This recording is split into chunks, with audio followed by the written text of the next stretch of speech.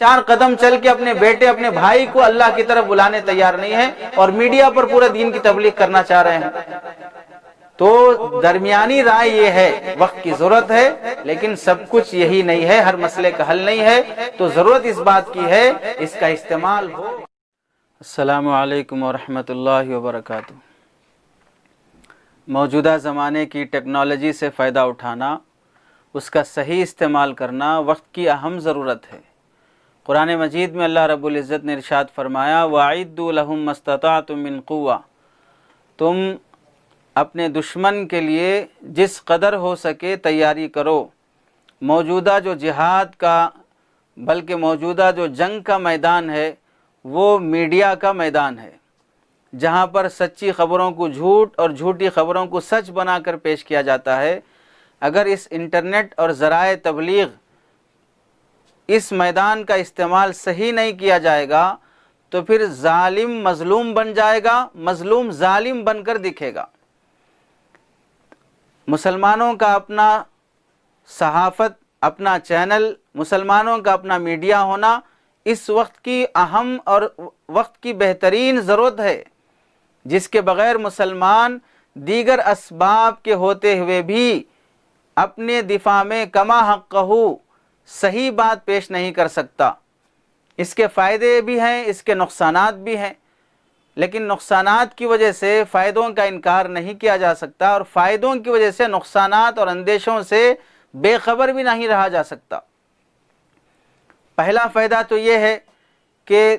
اسلام کی تبلیغ، اسلام کی اشاعت، اسلام کی حقانیت، اس کے پیغام کو عام کرنے کے لیے ہم کتاب لکھیں گے، دسیوں گھنٹے فارغ کر کے لفظ لفظ صحیح کر کے 1000 کتابیں اس کی پرنٹ ہوں گی، خریدنے کے لیے کوئی بندہ نہیں آئے گا، خریدے گا تو پڑھنے والا نہیں ہوگا اور وہ بات دسیوں آدمیوں تک نہیں پہنچے گی۔ 1000 کتابیں بکتے بکتے دسیوں مہینے گزر جاتے ہیں۔ اگر کسی جگہ مجمع جمع کیا جائے، آنے جانے کی مشکلات اور انہیں کھلانے پلانے کی مشکلات، ان ساری چیزوں کا سامنا کرنا پڑتا ہے۔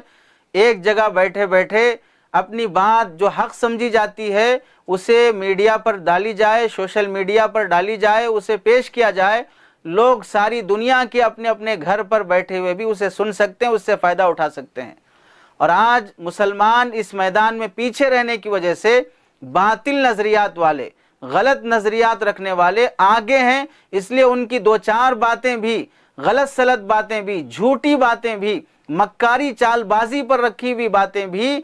اگر اپلوڈ کی جاتی ہوں تو 1-2 دن میں ہزاروں لوگ دیکھنے والے بن جاتے ہیں، اور جھوٹ کو اتنا پھیلایا جاتا ہے میڈیا کے ذریعے سے کہ لوگ اسے سن سن کر سچ سمجھنے لگتے ہیں۔ اگر مسلمان سچی باتوں کو پھیلانے کے لیے اس کا استعمال کریں گے تو پھر کتنا اس سے لوگوں کا فائدہ ہو سکتا ہے۔ اور دوسرا اہم فائدہ، مسلمانوں پر میڈیا کے ذریعے سے جو اعتراضات کیے جا رہے ہیں، جو بدنام کرنے کی کوشش کی جا رہی ہے، اس کے دفاع میں ہم کتابیں لکھیں گے۔ ضروری ہے لکھنا بھی کہ ایک ہمیشہ کے لیے ایک ثواب جاریہ ہے، آنے والی نسل کے لیے ایک محفوظ ذریعہ بھی ہے۔ اخبارات میں ہم بیانات دیں گے، کتنے لوگ اردو اخبار پڑھنے والے ہیں؟ مسلمانوں کا اپنا تیلگو اخبار، مسلمانوں کا اپنی لینگویج اور اپنی زبان میں کون سا اخبار ہے، مسلمانوں کا عالمی اعتبار سے کون سا انگریزی زبان میں اخبار ہے، ان کی باتیں کتنا عام ہو سکتی ہیں۔ میڈیا پر آپ پر جو بھی اعتراض ہو رہا ہے، جو بھی آپ کو بدنام کرنے کی سازش اور مکاری رچی جا رہی ہے، اذان پر اعتراض، نماز پر اعتراض، کرتے پیجامے پر اعتراض، آپ کے ذبح پر اعتراض، آپ کے مدارس پر اعتراض، ان سب باتوں کا آپ میڈیا پر معقول جواب اگر دینا شروع کریں گے تو جو سنجیدہ مزاج والے ہیں ان کو یہ حقیقت سمجھ میں آئے گی۔ ورنہ اعتراض ہو رہا ہے میڈیا پر جسے ساری دنیا دیکھ رہی ہے اور آپ جواب دے رہے ہیں یہاں جہاں پر کوئی آپ کو نہیں دیکھ رہا ہے، کتابوں کے ذریعے یا اخبارات کے ذریعے، جس کی افادیت کا انکار نہیں ہے لیکن اس کی عمومیت نہ ہونے کا انکار ہے۔ اور تیسرا اہم فائدہ یہ ہوگا، تعلیم کے ذرائع میں سے میڈیا بھی مستقل ایک ذریعہ تعلیم بن چکا ہے۔ اس کے ذریعے سے بھی لوگ بہت سی معلومات حاصل کرتے ہیں، تو اگر معلومات حاصل کرنے میں دینی معلومات انہیں حاصل ہوتی ہوں تو پھر اس کے ذریعے سے دینی معلومات عام کرنے کے لیے میڈیا کا استعمال ضروری ہے۔ لیکن یہ بات بھی صحیح ہے،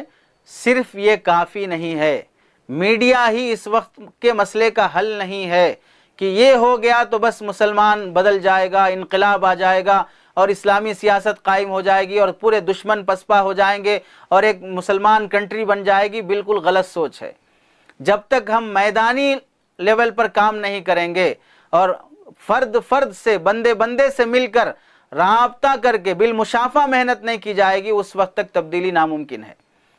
اس کے ساتھ ضروری ہے میڈیا کا ہونا، لیکن جہاں پر اسی کو سب کچھ سمجھ لیا جائے تو یہ ہماری نادانی۔ آپ دیکھ لیں پڑوس ملک اسلامی نام پر قائم کیا گیا ہے، مسلمانوں کے چینل ہیں، کوئی چینل ہندو کا نہیں ہے، لیکن کتنا وہاں پر اسلام کی تبلیغ ہو رہی ہے۔ لوگ فلمیں آتے ہیں تو دیکھتے ہیں، ڈرامے دیکھتے ہیں، ارطغرل ڈرامہ دیکھیے، ہزاروں لاکھوں کروڑوں لوگ دیکھنے والے بن گئے، لیکن وہاں کے بڑے بڑے علماء، کتنے نامور علماء ہیں، حضرت مولانا مفتی تقی عثمانی صاحب دامت برکاتہم، پیر ذوالفقار صاحب دامت برکاتہم، اور دیگر بڑے بڑے علماء، کون کتنا ان کو سننے والے ہیں، اتنی ان کے بیانات کو کتنا لوگ لائک کرنے والے ہیں۔ جب آتے ہیں تو پھر بند کر کے بیٹھ جاتے ہیں، فلم آتا ہے تو سب آن کر لیتے ہیں۔ عرب ممالک دیکھ لیجئے، 50 سے زائد ملک ہیں، سارا میڈیا مسلمانوں کا ہے، کتنا وہ میڈیا کا صحیح استعمال کر رہے ہیں۔ پتہ چلا میڈیا وقت کی ضرورت ہے لیکن سب کچھ نہیں ہے۔ اس کے استعمال کرنے میں اعتدال پر رہتے ہوئے اگر اس کا صحیح استعمال کیا جائے گا تو 2-3 فائدے بیان کیے گئے ہیں، وہ 3 فائدے ضرور حاصل ہو سکتے ہیں، لیکن اس کی وجہ سے اپنی میدانی محنت، اپنے پڑوس میں لوگ بھوکے ہیں، پڑوس میں ضرورت ہے، وہاں 2 قدم چل کے دین سمجھانے کے لیے تیار نہیں ہے، نماز کو بلانے تیار نہیں ہے، 2-4 قدم چل کے اپنے بیٹے، اپنے بھائی کو اللہ کی طرف بلانے تیار نہیں ہے، اور میڈیا پر پورا دین کی تبلیغ کرنا چاہ رہے ہوں۔ تو درمیانی رائے یہ ہے، وقت کی ضرورت ہے لیکن سب کچھ یہی نہیں ہے، ہر مسئلے کا حل نہیں ہے، تو ضرورت اس بات کی ہے اس کا استعمال ہو صحیح طریقے سے، صحیح جگہ پر، اور دین کی تبلیغ کے لیے اور اعتراضات کے جوابات کے لیے استعمال ہو۔ اس کے ساتھ ساتھ اپنی میدانی محنت پہلے سے زیادہ عروج پر ہوگی تو دونوں محنتوں کے ذریعے سے کچھ رنگ آ سکتا ہے۔ اللہ سے دعا ہے کہ اللہ تعالیٰ سمجھ کی توفیق نصیب فرمائے۔